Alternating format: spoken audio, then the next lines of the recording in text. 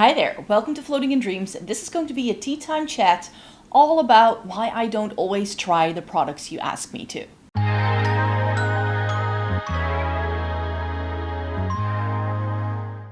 Welcome to everybody watching today. Thank you so very much for joining me. This is an ongoing video series that I've been doing for some time where I pick a topic that has to do with content creation, the online beauty community, and I discuss it in the video and ask you to participate in my comment section down below. So please feel free to leave a comment and let me know how you feel about these things.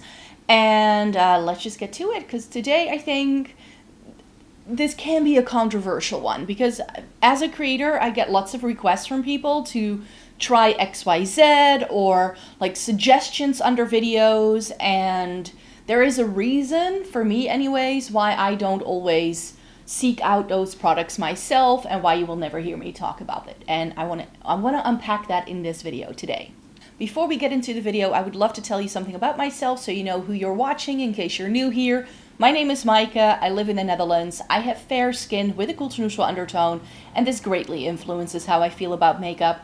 I have been reviewing makeup for more than a decade. I love trying out eyeshadow palettes, Essence and Catrice, and getting the use out of my makeup. So if that's something you're interested in, then I hope you'd like to consider subscribing. So yes, today I wanted to chat to you about why I don't always follow up your recommendations.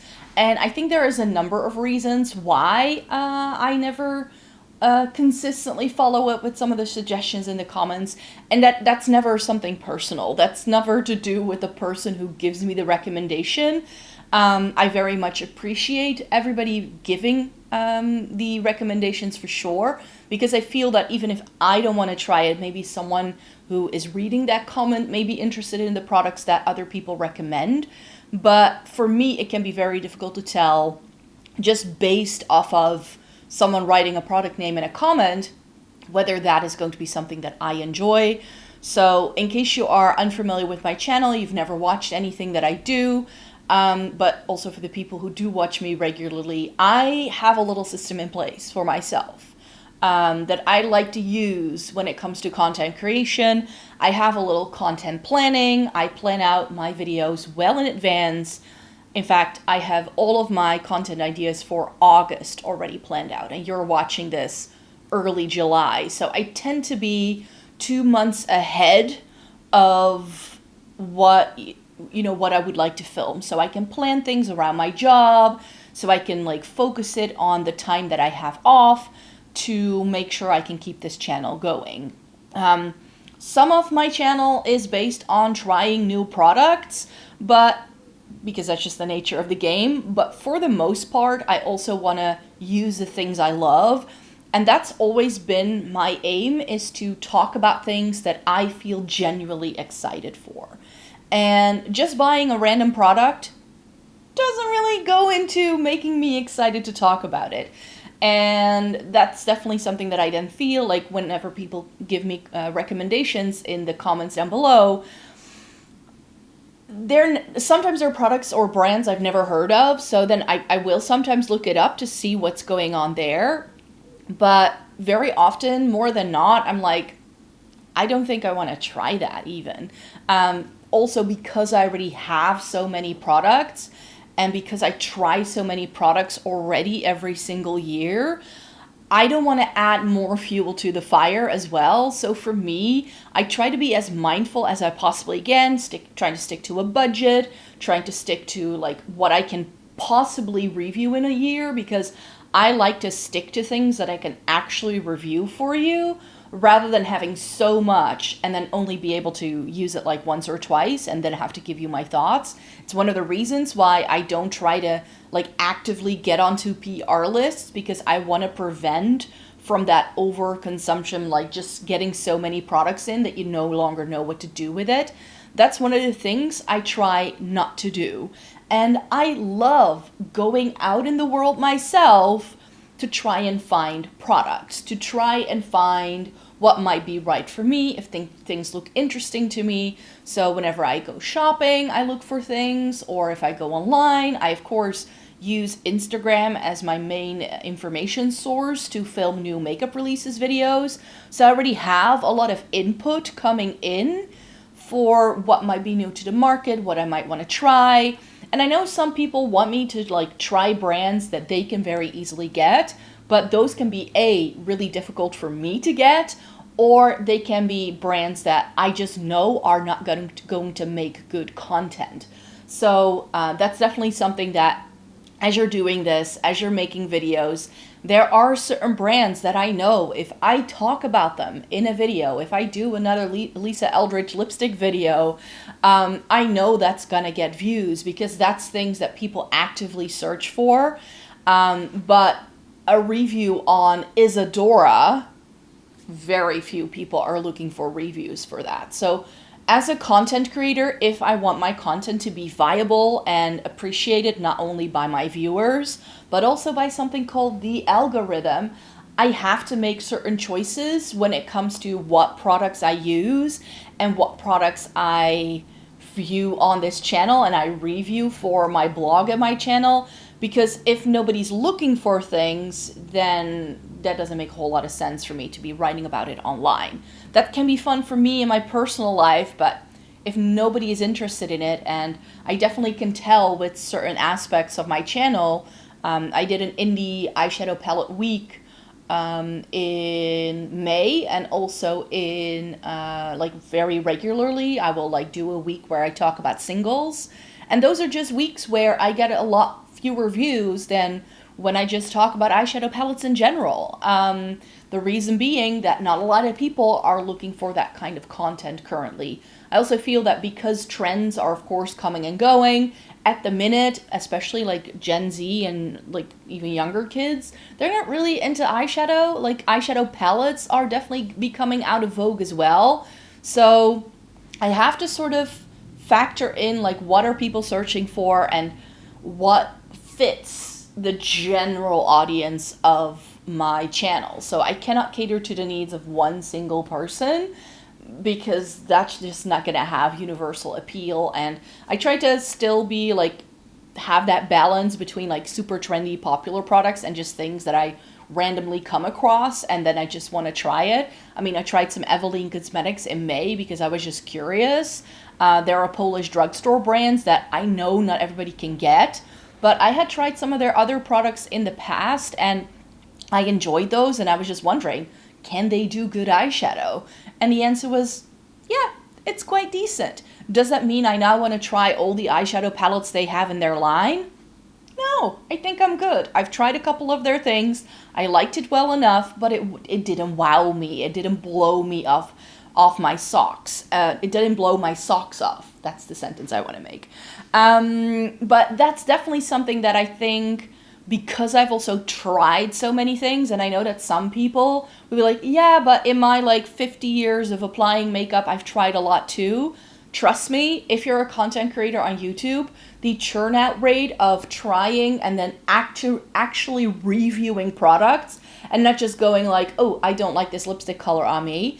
Trying to have like a system behind it gives you a very different mindset into what makeup looks right on you versus what can look right on other people. So I can, for instance, try a product and go like, ooh, this isn't quite right for me, but I can think of a lot of people who this can be right for. I've got dry skin, I'm very pale, so I know that not everything is going to work for me, and sometimes I still want to try things that do not necessarily work for me personally, just to take one for the team.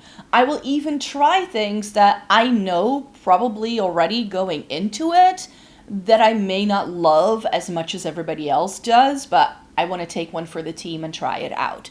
So for me, because I review stuff for a makeup channel / blog / whatever else I've got going on, I don't feel that means I can just try everything either.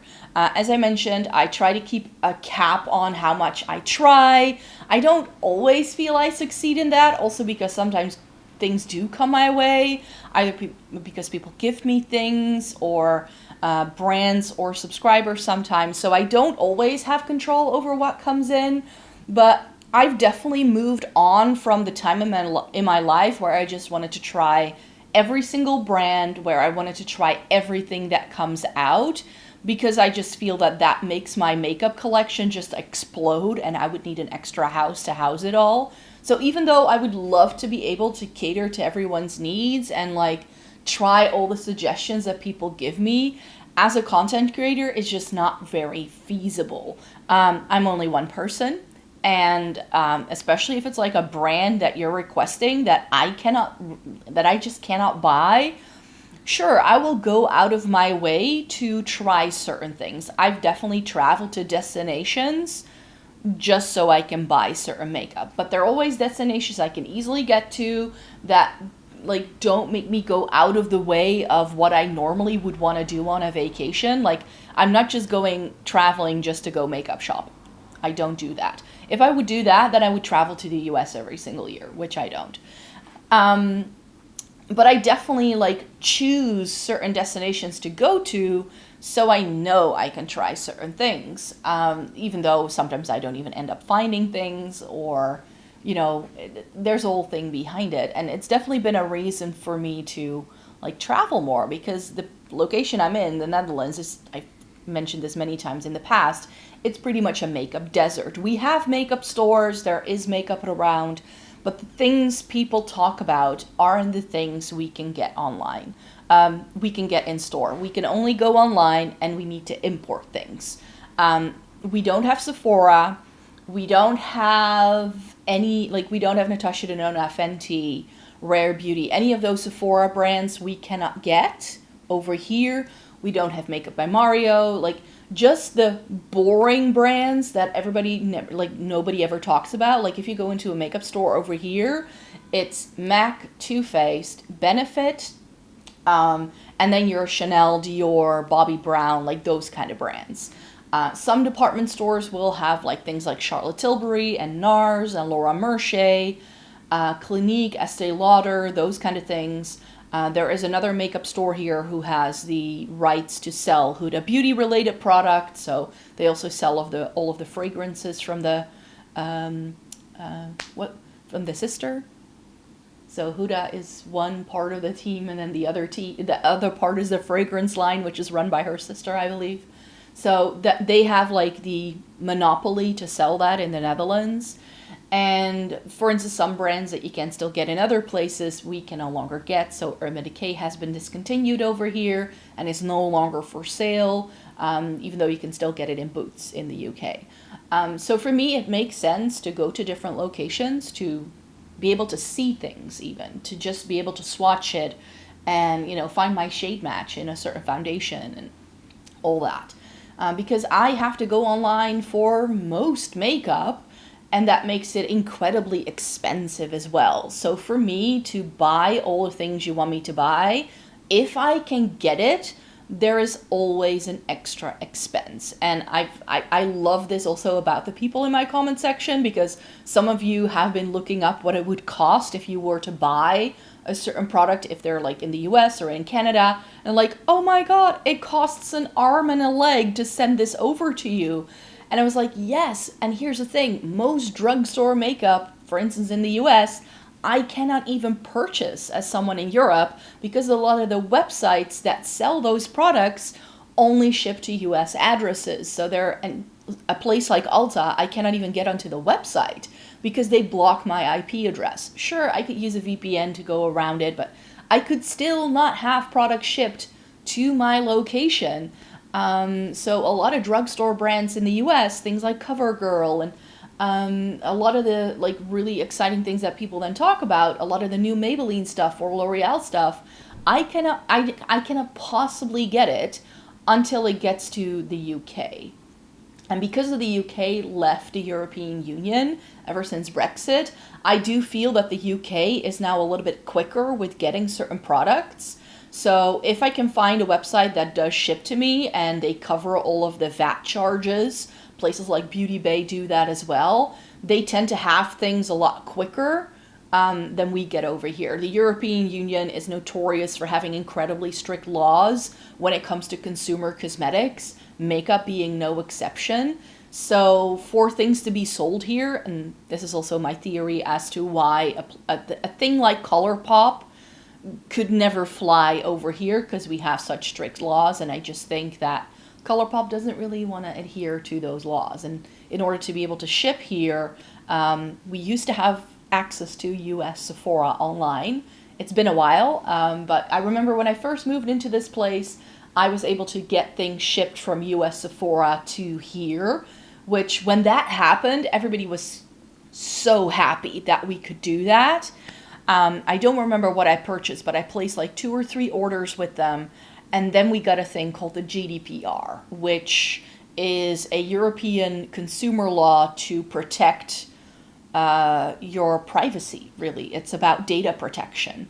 And when that came into play, Sephora US was like, nah, this ain't gonna happen. We're gonna close down our website. It redirects automatically to the French website now because they don't want to adhere to the European law of how to deal with consumer data, really. So that's one of the things that then very often happens, and then you're blocked off for something again. So even when we get access to certain things, it doesn't mean that I have the ability to even purchase some things just because you can.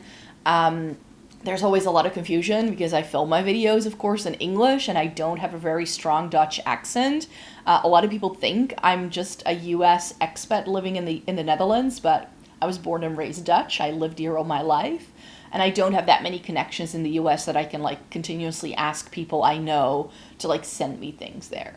It's not going to happen. And there's a limit to how much you can do that as well, I think. Not like monetary wise, but just how often you can ask people to buy you stuff. So yeah, there's definitely things that I feel like sort of work against me just blatantly trying everything that you recommend I try.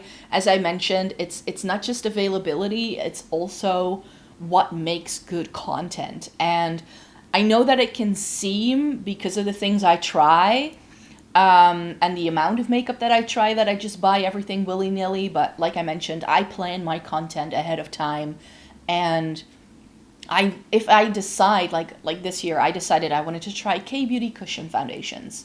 And I couldn't have picked a better moment, because apparently K-Beauty cushion foundations are having a moment online.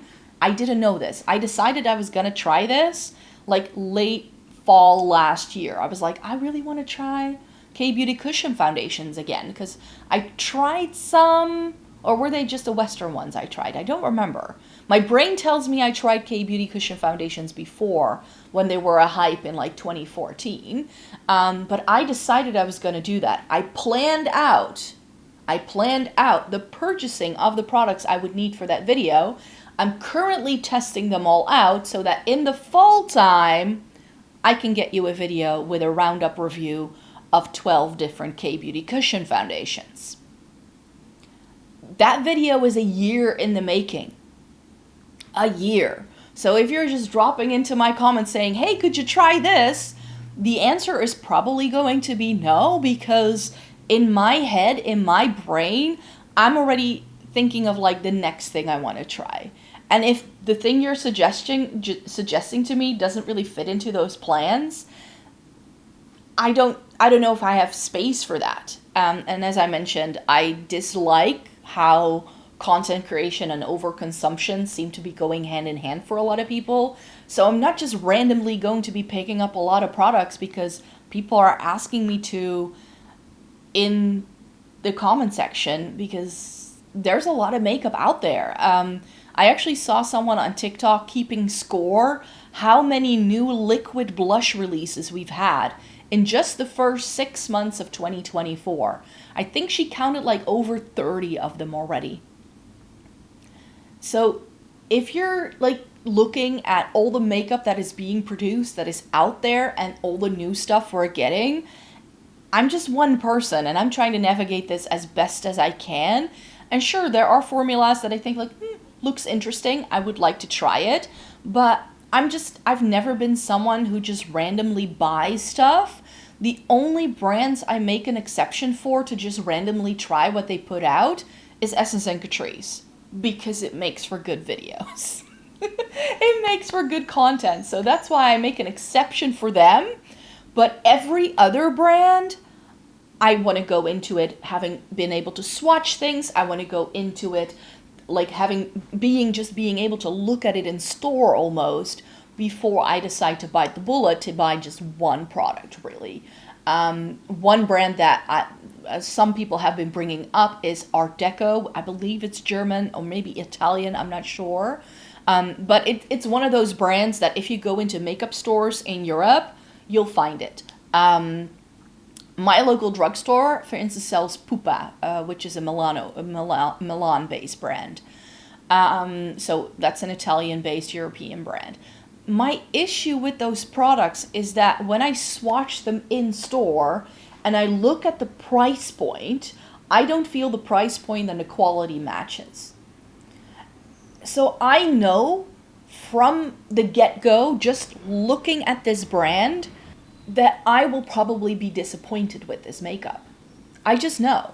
So why would I then spend, like for Art Deco, I think one of their quads is like 40 euros. Why would I spend 40 euros on a quad of eyeshadow from a brand that looks A, boring, 2, doesn't do any interesting color stories, 3, is incredibly overpriced, when I have so much other makeup in my collection already that I feel can do the same thing? So for me, the thing I'm looking for when it comes to trying new products is A, things that are new to me that I feel I may not have tried before that excite me. So that's my first thing. Whenever I film my new makeup releases, the thing I'm looking for is that my brain has that like, yes, yay moment. If I see a product, whether it's online or in store, and it doesn't make my insides tingle, I pass up on it like that. Because for that one product that make me go like, yeah, kinda, but maybe not, I know I can find so many products that do give me that tingly feeling inside. I know this makes me sound so superficial perhaps, but that's definitely how it works in my brain, where I feel that the makeup I buy needs to excite me. I need to feel that initial spark so that I am also willing to try it out. I don't want to buy makeup to then just put it in a drawer and forget about it. That's not the way I want to roll, you could say. So that's number 1 for not buying those brands. 2, apart from being excited for the product, I also want there to be a good level, like a good balance between the quality and the price point. Like I mentioned, a brand like Art Deco, as stunning as it looks from afar, I just don't feel it's anything special. It's giving makeup from 10 years ago, and I feel we've moved on from that. If you've tried Natasha Denona eyeshadow, you know what I mean. Makeup by Mario Ethereal Eyes is another one of those palettes where I feel like that is something new that I've never tried before.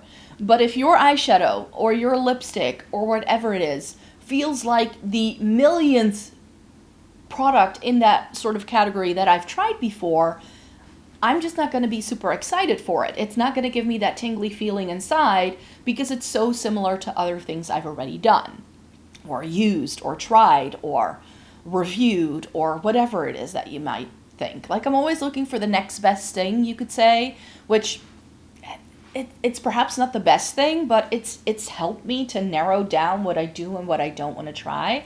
And my third reason for not trying those things is that if I, for instance, something like Art Deco, I cannot buy it here. I can only find it in Germany. That's the closest to me. So then maybe find the one thing that I find interesting. It has to be in stock. It has to be portable enough for me to be able to take it home. That's another issue sometimes. With some products that are incredibly hyped up, I would never even be able to take it home. If it's like something like a perfume, it could like break really easily. If, it can explode in your bag if you take it with you on a plane. There are so many like ifs and buts if you're traveling and you want to try and take makeup home. I remember, was it one of my trips to the US? I had put all of the makeup I bought in my hand luggage because I was so afraid that things would break if I would put it in my checked-in bag. So I had like an extra backpack that I just packed all the makeup in that I had bought on that trip. And I remember when it had to go through security, because everything was like packed into this like little backpack situation, they made me unpack the whole thing as I was going home. Nobody asked any questions. It wasn't like a customs issue or anything like that.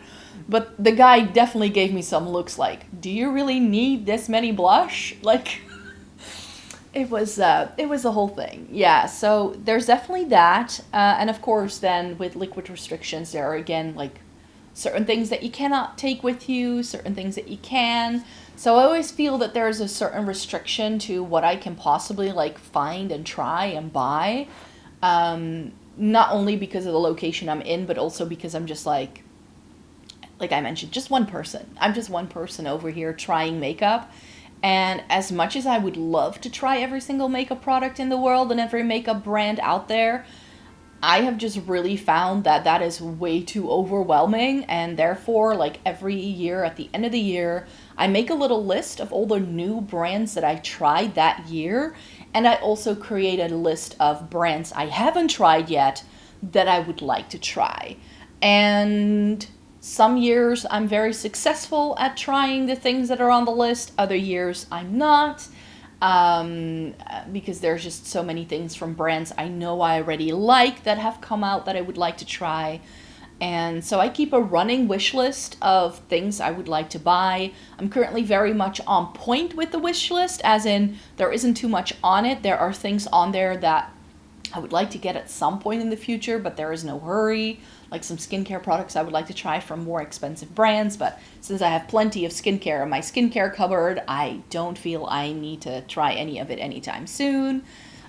Just like sort of like wishes, like things I would like to try at some point in time, but I'm in no rush. And I definitely feel that a lot of people, like if they give you a suggestion, they kind of want you to like jump on it and do something with it straight away, which I've explained many times on this channel before. The way I run my channel with planning things ahead for like 2 months before you ever get to see it, I can't. And it's another reason for me to like turn down PR and to not like request a lot of PR. My channel is at a like size where I can easily like say, hi, I'm this and that channel, can I try some of your products? I could. And the reason why I don't is because A, I can't control the amount of product coming in, I cannot control the type of product coming in, and I cannot control how quickly I need to try things. Because a lot of brands will just want you to try something within like a week, and me being in such a difficult to get to location, apparently, makeup wise, that is, even if a brand sends me something early, the chance that I get it past the release date is just so real. And I like trying products. I like trying things. I love hearing everyone's suggestions in the comments as well, but I cannot always act upon it as much as some of you might like me to, perhaps. So I definitely see this, especially if people don't know my channel very well, or if they know my content really well, like, oh, have you tried this? Oh, you could try this. Or I think you would like this product a lot. And I know that's coming from a good place, but know that even without all of your suggestions, I have no issue filling my content schedule as it is. I show you every single month the product that I've actually brought in, that I've decided to buy, or that I was gifted, in case you are unclear on that. So I show my monthly hauls every month to show you what I have coming up.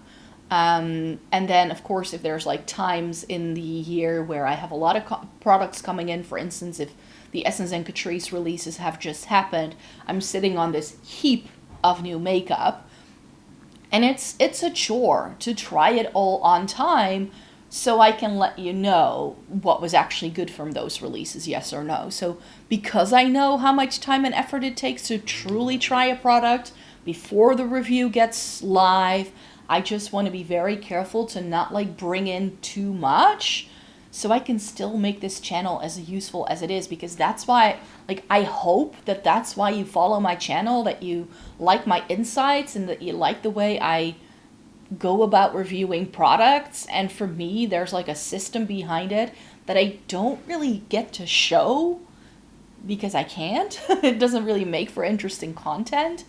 But just because that's the way things work for me, the churn out rate for me for doing reviews is slower than the average content creator. I don't get something in and try it straight away. Actually, for me, the minute I see content creators operating their channels like that, I'm like, I'm always becoming a little less interested in their content. So yeah, that's sort of where I wanted to go with this video. I hope it wasn't too rambly, because I kind of just sat down and filmed my thoughts and that's it. So I hope I made sense. It's always the case with these videos because I tend to like pick a topic and just talk. So I hope it was easy to follow, and yeah, let me know in a comment down below how you feel about this. Like I mentioned, I love getting comments from you guys where you give me suggestions, so please don't stop doing it. Just don't be disappointed if you never see that product on my channel, because like I said, I'm only one person. There's only so much time, effort, and money I can put into trying new makeup. And then I also have to factor in, like, is it going to make for interesting content, yes or no? And can I even get my hands on it? And if I get my hands on it, is that then still worth the price point in terms of the quality I'm getting? And very often, if I add up all of those factors, the answer tends to be maybe not, or maybe not now. That's another thing as well. Very often it's like, not now, maybe in the future.